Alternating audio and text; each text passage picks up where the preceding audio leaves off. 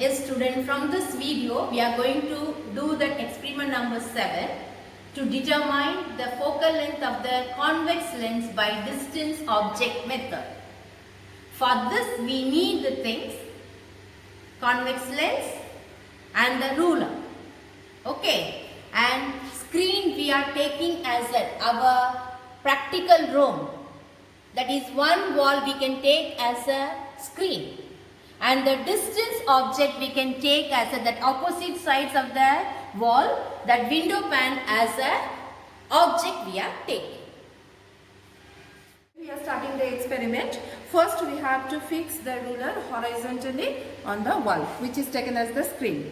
Now I am keeping the lens vertically on the scale, and children, you can see no image is formed on the wall, that is on the screen. Now I am moving or shifting the lens along the direction of the incident ray, that is towards the screen. Just you can see the formation of image on the screen, but the image is blurred. Now at the point 10 centimeter, when I am fixing the lens, you can see the sharp image of window and window pane formed on the wall, that is on the screen.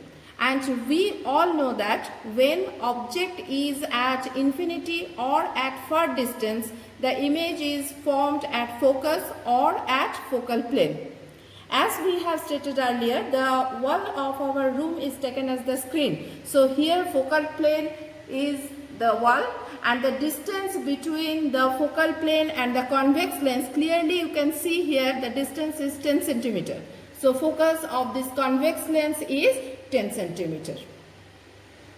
The inverted real image formed by a convex lens, we are taking this stool as the object.